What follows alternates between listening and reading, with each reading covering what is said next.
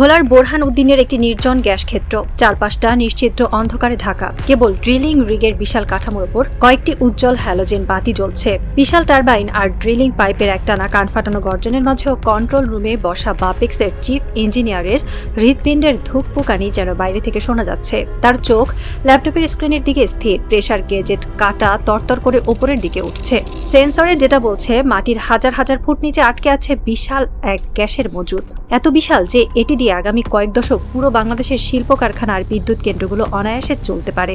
ইঞ্জিনিয়ারের চোখে মুখে এক বিজয়ের উল্লাস। তিনি ঘাম মুছে কাপা হাতে স্যাটেলাইট ফোনটি তুলে নিলেন, ডায়েট করলেন ঢাকার বিদ্যুৎ ও জ্বালানি মন্ত্রণালয়ের এক শীর্ষ কর্তার নম্বরে। ফোন রিসিভ হতেই তিনি রুদ্ধশ্বাসে বললেন, স্যার, আমরা পেয়েছি বিশাল রিজার্ভ, আমাদের আর বিদেশ থেকে গ্যাস কিনতে হবে না। কিন্তু ফোনের ওপাশ থেকে কোনো উল্লাসের শব্দ এলো না। কয়েক সেকেন্ডের এক হিমশীতল নীরবতা। তারপর ভেসে এলো একটি বরফ শীতল যান্ত্রিক নির্দেশ, পাইলটা ধামাচাপা দাও, প্রেসার ভালভ বন্ধ করো, ড্রিলিং আপাতত স্থগিত থাকবে।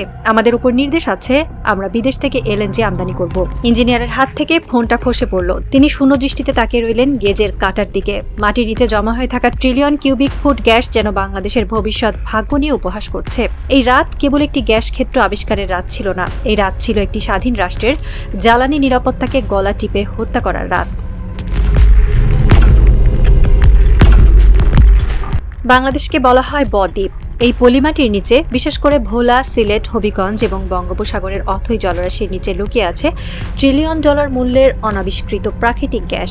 আন্তর্জাতিক ভূতাত্ত্বিক জরিপ সংস্থাগুলো বারবার বলেছে, বাংলাদেশের মাটির নিচে যে পরিমাণ গ্যাস মজুদ আছে তা সঠিকভাবে উত্তোলন করা গেলে এই দেশকে জ্বালানির জন্য কারো কাছে হাত পাততে হবে না। কিন্তু গত ১.৫ দশকে পতিত স্বৈরাচার সরকার কি করেছে? তারা এই গুপ্তধনকে পরিকল্পিতভাবে মাটির নিচে কবর দিয়ে রেখেছে। যখনই দেশের কোনো সৎ দেশপ্রেমিক ভূতত্ত্ববিদ বা বাপেক্সের ইঞ্জিনিয়ার নতুন কোনো গ্যাস ক্ষেত্রের সন্ধান পেয়েছেন, তখনই ওপর মহল থেকে অদৃশ্য এক ইশারায় সেই ফাইল লাল ফিতায় বন্দী করা হয়েছে। কেন? কারণ দেশের মাটির নিচ থেকে গ্যাস তুললে তা তো কোনো কমিশন পাওয়া যাবে না। দেশের গ্যাস তুললে তো বিদেশের মাটিতে বেগমপাড়ায় বাড়ি বানানো যাবে না। রাষ্ট্রীয় প্রতিষ্ঠান বাপেক্সকে দিনের পর দিন বসিয়ে রাখা হয়েছে। তাদের আধুনিক রিগ বা ড্রিলিং মেশিন দেওয়া হয়নি।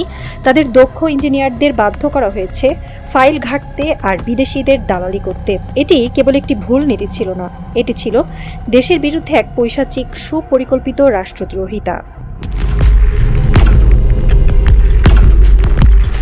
বাপেক্স হতে পারত বাংলাদেশের আরামকো বা পেট্রোনাসের মতো একটি শক্তিশালী রাষ্ট্রীয় প্রতিষ্ঠান। ৯০-এর দশক থেকে শুরু করে বাপেক্স প্রমাণ করেছে যে তারা নামমাত্র খরচে গ্যাস আবিষ্কার করতে সক্ষম। যেখানে বিদেশি কোম্পানিগুলো একটি কূপ খনন করতে ২৫ থেকে ৩০ মিলিয়ন ডলার দাবি করত, সেখানে বাপেক্স মাত্র ৭ থেকে ১০ মিলিয়ন ডলারে সেই একই কাজ নিখুঁতভাবে করতে পারত। বাপেক্সের উত্তোলিত গ্যাসের দাম পড়ত প্রতি ঘনমিটার মাত্র ১ টাকারও কম। কিন্তু এই সক্ষমতাই বাপেক্সের জন্য কাল হয়ে দাঁড়ালো। ক্ষমতার অলিন্দে বসে থাকা কমিশনভোগী মাফিয়ারা বুঝতে পারল, বাপেক্স যদি সফল হয় তবে তাদের হাজার হাজার কোটি টাকার লুটপাটের রাস্তা চিরতরে বন্ধ হয়ে যাবে। শুরু হলো বাপেক্সকে পঙ্গু করার নীল নকশা।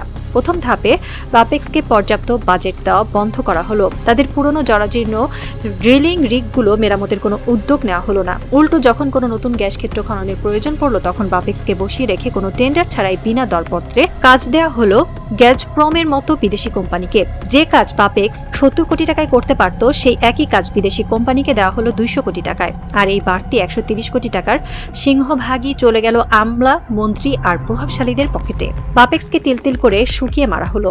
এটি কোনো দুর্ঘটনা ছিল না, এটি ছিল একটি রাষ্ট্রীয় প্রতিষ্ঠানকে ঠান্ডা মাথায় করা নীরব হত্যা। বাপেক্সকে পঙ্গু করার পেছনে সবচেয়ে বড় কারণটি লুকিয়ে আছে ৩টি ইংরেজি অক্ষরের মধ্যে, এলএনজি বা তরলীকৃত প্রাকৃতিক গ্যাস। গত ১ দশকে বাংলাদেশের জ্বালানি খাতকে পরিকল্পিতভাবে দেশীয় গ্যাস নির্ভরতা থেকে সরিয়ে আমদানি নির্ভর এলএনজি এবং কয়লার দিকে ঠেলে দেওয়া হয়েছে। কেন এই পরিবর্তন?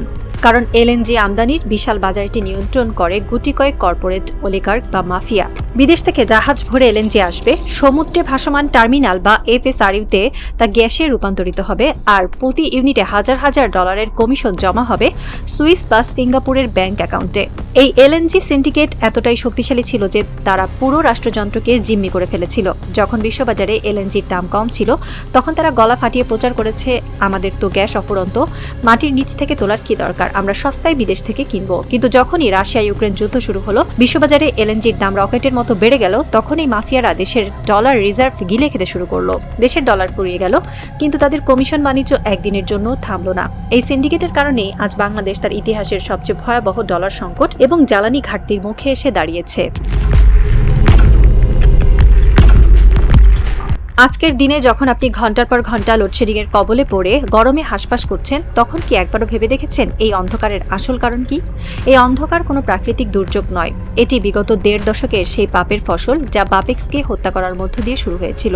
আজ আমাদের বিদ্যুৎ কেন্দ্রগুলো প্রস্তুত, তাদের ক্যাপাসিটি বা উৎপাদন ক্ষমতা আছে, কিন্তু সেই কেন্দ্রগুলো চালানোর জন্য গ্যাস নেই, কয়লা কেনার জন্য ডলার নেই। গ্যাস কেন নেই? কারণ আমরা নিজেদের গ্যাস তুলিনি। ডলার কেন নেই?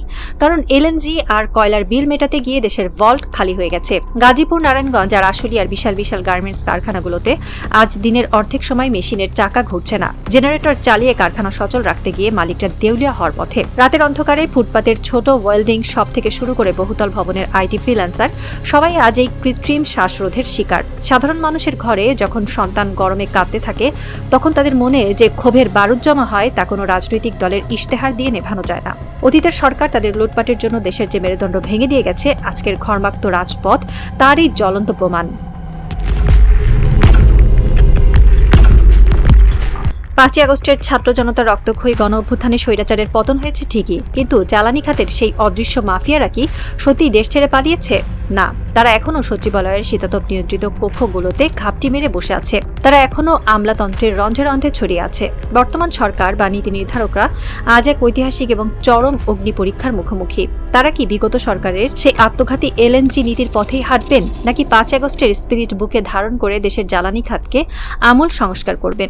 যদি বর্তমান সরকার সত্যিই এই সংকট থেকে দেশকে উদ্ধার করতে চায়, তবে তাদের প্রথম কাজ হতে পারে বাপেক্সকে পুনরুজ্জীবিত করা। বঙ্গোপসাগরের বিশাল জলরাশির নিচে যে গ্যাস ব্লকগুলো পড়ে আছে, সেখানে অবিলম্বে আন্তর্জাতিক দরপত্রের মাধ্যমে অনুসন্ধান শুরু করা, দেশীয় গ্যাস উত্তোলনকে সর্বোচ্চ জাতীয় অগ্রাধিকার হিসেবে ঘোষণা করা। কিন্তু এই কাজটি করা মোটেই সহজ হবে না, কারণ যে মুহূর্তে সরকার বাপেক্সকে শক্তিশালী করতে চাইবে, সেই মুহূর্তেই আমদানিকারক সিন্ডিকেট এবং বিদেশি পরাশক্তিগুলো তাদের সর্বশক্তি দিয়ে বাধা দেবে। তারা কৃত্রিম সংকট তৈরি করবে, তারা গ্রিড ফেল করাবে, তারা চাইবে সরকার যেন বাধ্য হয়ে তাদের শর্তেই আবার এলএনজি আমদানি করে। এটি এক ভয়ঙ্কর স্নায়ুযুদ্ধ, যেখানে জয়ী হতে হলে সরকারকে সাধারণ মানুষের ঘাম আর ক্ষোভের ভাষা বুঝতে হবে। রাত গভীর হচ্ছে। ঢাকার কারওয়ান বাজারে বাপেক্সের প্রধান কার্যালয়ের একটি ছোট নিষ্প্রভ কক্ষ। পুরো ভবনে বিদ্যুৎ নেই, কেবল একটি ইমার্জেন্সি লাইটের টিমটিমে আলো জ্বলছে। টেবিলের উপর বিছানো আছে বঙ্গোপসাগর এবং ভোলা বোরহানউদ্দিনের একটি বিশাল ধুলো পড়া ভূতাত্ত্বিক মানচিত্র। মানচিত্রের উপর লাল কালিতে গোল দাগ দেওয়া অসংখ্য পয়েন্ট, যেগুলো এক একটি নিশ্চিত গ্যাস ক্ষেত্র। প্রস্তাবনায় বলা সেই ইঞ্জিনিয়ার আজ আর যুবক নেই, তার চুলে পাক ধরেছে। তিনি একটি ছোট মোমবাতি জ্বালিয়ে মানচিত্রের ওই লাল দাগগুলোর দিকে একদৃষ্টে তাকিয়ে আছেন। বাইরে তখন জেনারেটরের একটানা শব্দ আর রাজপথে মানুষের চাপা ক্ষোভের গুঞ্জন। এই অন্ধকার শহরে বসে তিনি ভাবছেন, একটি জাতি কতটা বোকা হলে নিজের পায়ের নিচে ট্রিলিয়ন টাকার গুপ্তধন লুকিয়ে রেখে বিদেশিদের কাছে ভিখারির মতো হাত পাতে। তিনি জানেন এই মানচিত্রের প্রতিটি লাল দাগে লুকিয়ে আছে বাংলাদেশের মুক্তি। মোমবাতির শিখাটি বাতাসের ঝাপটায় কাঁপছে, যে কোনো মুহূর্তে নিভে যেতে পারে, ঠিক যেমন কাঁপছে বর্তমান সরকারের ভাগ্য। এই ঘুটঘুটে অন্ধকারে বসে থাকা ইঞ্জিনিয়ারটি জানেন, স্বৈরাচার পালালেও শয়তানের প্রেতাত্মারা এখনো এই ভবনেরই কোনো না কোনো ফাইলে লুকিয়ে আছে। খেলা এখনো শেষ হয়নি। জ্বালানি সার্বভৌমত্ব অর্জনের এই যুদ্ধ কেবল শুরু হলো। সরকার কি পারবে ওই ধুলো পড়া মানচিত্র থেকে লাল দাগগুলোকে বাস্তবে রূপ দিতে, নাকি এলএনজি মাফিয়াদের অদৃশ্য সুতোর টানে এই দেশটা চিরকাল এভাবেই অন্ধকারে ডুবে থাকবে? মোমবাতির আলোয় ইঞ্জিনিয়ারের মুখের রেখাগুলো ক্রমশ কঠিন হয়ে উঠেছে। এই থ্রিলারের শেষ পাতাটি এখনো লেখা বাকি। আর সেই পাতায় কি আলো ফুটবে, নাকি একটি পুরো দেশ চিরস্থায়ী ব্ল্যাক আউটের অতল গহ্বরে হারিয়ে যাবে?